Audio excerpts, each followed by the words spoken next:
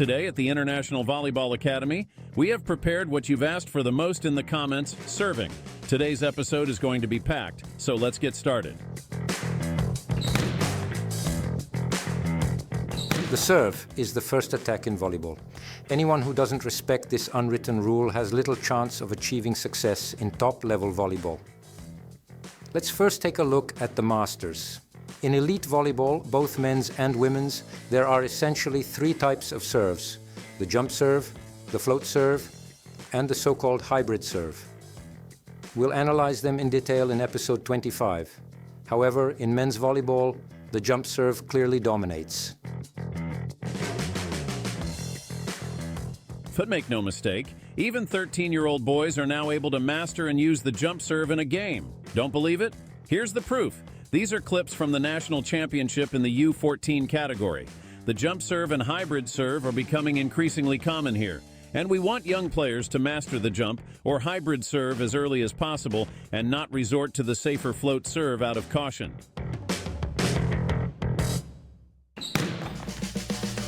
However, we must start with younger children, around the age of 10.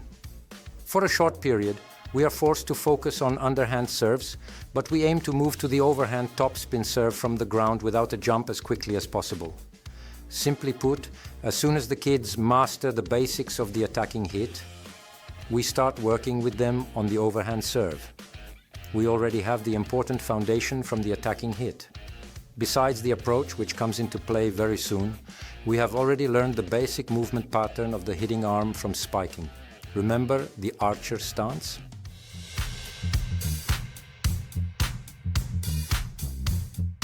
The archer position will also serve as a fundamental tool for the overhand topspin serve. What's new for us? The toss, of course.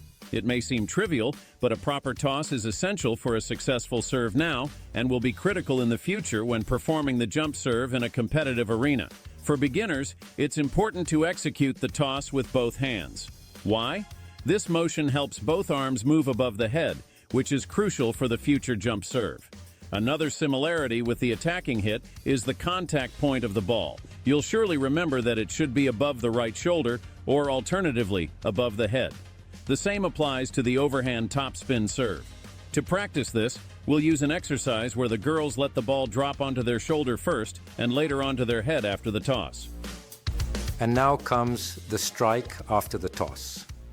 In fact, this isn't entirely new for the kids, as during the training of the attacking hit, they often toss the ball above themselves.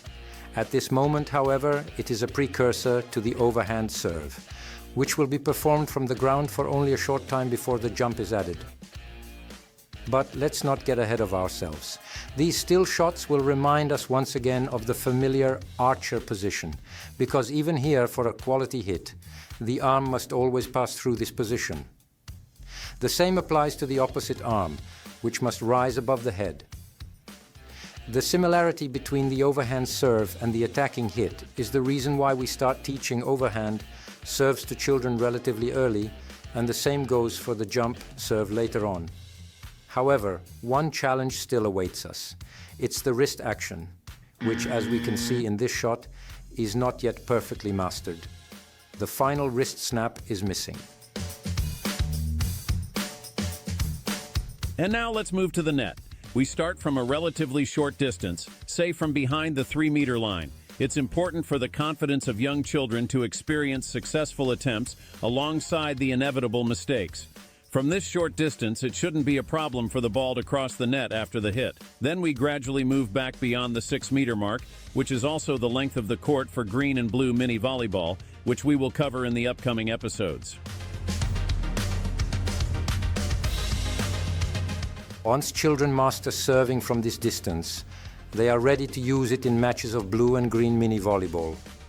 However, we will move even further, and if their technique is solid, we'll try to have them serve from beyond the 9-meter line, which is the boundary of a standard volleyball court. So, now we know how to serve. The overhand serve from the ground is a significant milestone in volleyball development, as it allows children to play a game similar to traditional full volleyball. However, at various tournaments, children see a higher form of serving, jump serves, and they will want to try it themselves. So let's take a look at how this appears at such tournaments. Let's begin with red mini volleyball, where, as we know, only setting is allowed. Here, in addition to underhand serves, overhand serves from the ground are still used.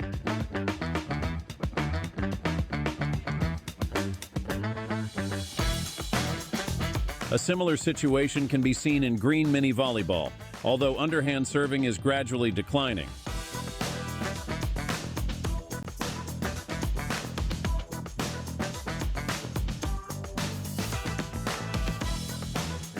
In blue volleyball, the situation is a bit different. We can already see that children are focusing on their serves, even adopting pre-serve rituals they observe in full volleyball. The key point for our topic is that jump serving is beginning to appear, both float and jump serves, despite frequent errors. This means we need to respond with the right training and start practicing jump serves as well.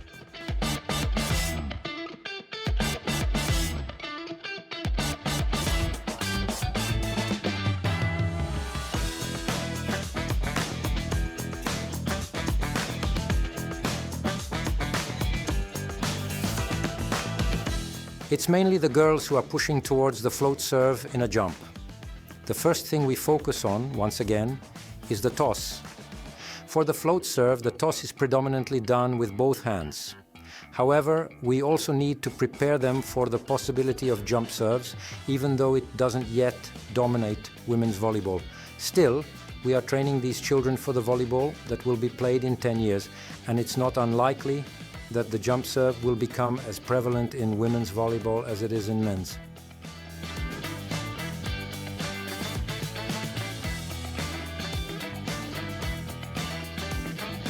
At the very least, the spiking motion after a self-toss with one hand should become a regular part of girls' training, even if not specifically for the jump serve, but because of various training drills, where it's necessary to use a strike after a self-toss.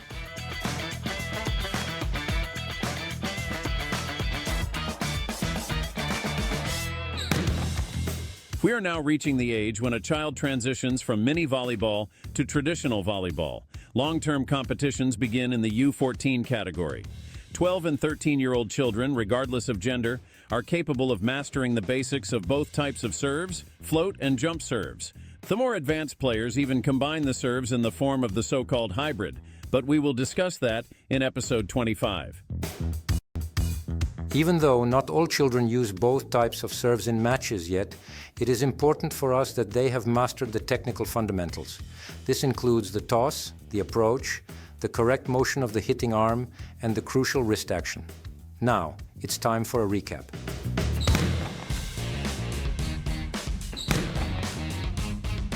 We stated that we would minimize the period of underhand serving as much as possible.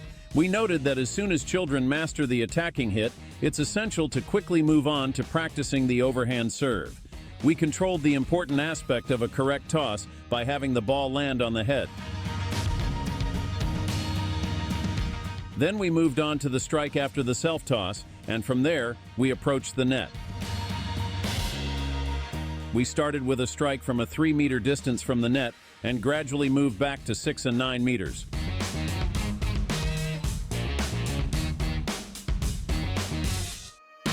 Logically, we reached the point where the children's development necessitated introducing jump serves, both float and jump serves. We concluded that it is not yet strictly necessary for both serves to be used in games, but we emphasized the importance of mastering proper technique. This includes the toss, the approach, and the correct motion of the hitting arm. We highlighted that the further development of float, jump, and hybrid serves will be covered in episode 25. And what's in store for us in the next episode? Games, of course. Now that we know the basics of all the skills, receiving, setting, spiking, blocking, and digging, we need to transfer these skills into practice games. In these games, besides applying their mastered techniques, players will also need to read the game and make good decisions. Volleyball is, above all, a fun game. Let's not forget that.